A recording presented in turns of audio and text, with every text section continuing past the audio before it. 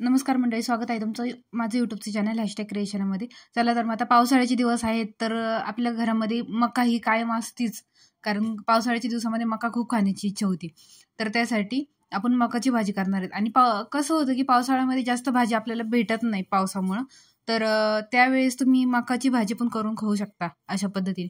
तर त्यासाठी सगळ्यात आधी मी 1 वाटी कांदा आणि 1 वाटी टोमॅटो घेतलेले, त्याच्यामध्ये थोडंसं तेल टाकून परतून घेतलेलं आहे चांगलं, आणि त्याला थंड करून घेतलेले. त्यानंतर त्याची प्युरी केलेली आहे, आणि नंतर एका कढईमध्ये आपण तेल घेतलेले 1 2 ते 3 चमचे, आणि त्याच्यामध्ये ती प्युरी आहे ती टाकून घेतलेली, आणि त्याला चांगलं आपण मिक्स करणार आहोत.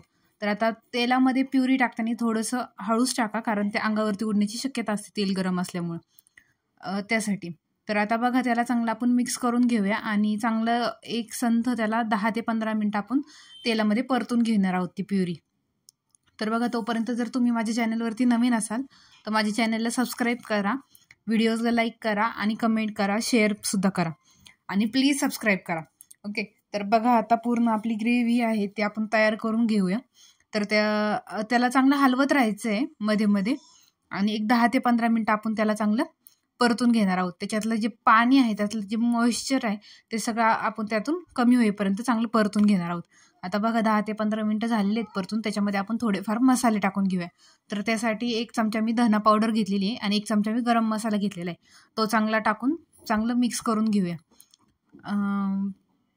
आता याच्यामध्ये तुम्हाला वेगळे आणखी काही मसाले टाकायचे असतील, खडे मसाले वगैरे, तर ते पण तुम्ही टाकू शकता. सगळ्यात आधी तेलामध्ये परतून घ्यायचे आणि मग प्युरी टाकायची, पण मी काही टाकलेले नाही आहे, तर तुम्ही टाकू शकता. तर त्यानंतर मी 1 ते 1.5 चमचा मोठा लाल तिखट घेतलेले, आणि हळद घेतलेली. आता काय आहे ना, थोडंसं तिखट जास्त टाका, कारण आता मका आहे, आपण शहरामध्ये राहत असेल तर मका आपल्याला माहिती आहे ती स्वीट कॉर्नची येते, गावरान काही भेटत नाही, मग ते थोडीशी गोड असते, त्यासाठी मग तिखट थोडंसं जास्त टाका, नाही तर मग जास्त असं गुळचट गुळचट म्हणतात ना, गोड गोड एकदम, तर तशी भाजी लागू शकते त्यासाठी. तर बघा, आता चांगलं मी टाकून घेतलेलं आहे तिखट वगैरे सगळं, आणि त्याला चांगलं मिक्स करून घेते. आणि त्यानंतर आपण त्याच्यामध्ये किंचित एवढं पाणी टाकणार आहोत, जेणेकरून आपला जो मसाला आहे तो चांगला शिजला जाईल पाण्यामध्ये, थोडासा कच्चा होणार नाही आणि करपणार पण नाही त्यासाठी. आता एकदम थोडंसं 1 ते 2 चमचे पाणी टाकायचे, आणि त्यानंतर चांगलं परत एकदा मिक्स करून घ्यायचे, आणि चांगलं आता याला तेल सुटेपर्यंत परतून घेणार आहोत आपण. आता चांगलं तेल सुटून तोपर्यंत परतून झालं की आपण त्याच्यामध्ये मका टाकणार आहोत. मका आता मी सोलून चांगली त्याला थोडंसं तेल टाकून परतून घेतलेलं आहे, जेणेकरून भाजीमध्ये कच्ची लागणार नाही आणि पोट दुखणार नाही त्यासाठी.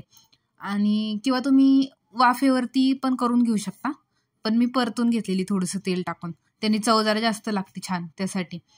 आता बघा, आपला जो मसाला आहे तो चांगला आता परतून घेते. चांगलं तेलामध्ये भाजून घ्यायचं, इकडून तिकडून हलवून सगळीकडून, आणि मग त्याच्यामध्ये ते जे आपण मका आहे, मकाचे दाणे, तर ते टाकणार आहोत. आता जे परतून घेता, ह्याच प्रोसेसला थोडासा वेळ लागतो, नाही तर ही भाजी एकदम पटकन होते.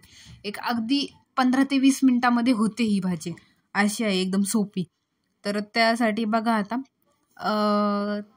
आपण चांगलं ते मसाला आहे तो चांगला तेलावरती भाजून घेतला आहे, तेल सुटायला लागलेलं आहे, बघू शकता तुम्ही, थोडं थोडं साईडनी. आणि आता आपण यामध्ये आपण मका टाकून घेऊया. मी तुम्हाला म्हणलं तसं, मी बघा थोडीशी परतून घेतलेली मका, आणि ती टाकलेली. त्याला चांगलं मिक्स करून घ्यायचं आहे, आणि थोडंसं हे पण परतून द्यायचं 2 ते 3 मिनटं, जास्त वेळ नाही, 2-3 मिनटंच फक्त. आणि आता हे गरम 2-3 मिनटं परतून होते, तोपर्यंत पातेल्यामध्ये गरम पाणी करून घ्या. गरम पाणी टाकलं तर कसं जरासं तरी वगैरे छान येते ना, त्यासाठी. थंड पण चालतं, पण गरम टाकलं तर थोडीशी चव पण चांगली लागते, आणि तरी पण छान येते, त्यामुळे आता मी याच्यामध्ये गरम पाणी टाकलेले. आता पाणी तुम्ही तुमच्या आवश्यकतेनुसार टाका. जर तुम्हाला जास्त पातळ आवडत असेल तर पातळ करा, घट्ट आवडत असेल तर घट्ट करा. आता मी तर घट्ट करते पूर्ण, त्या याच्यानुसारच मी पाणी टाकलेलं आहे. आता त्याच्यामध्ये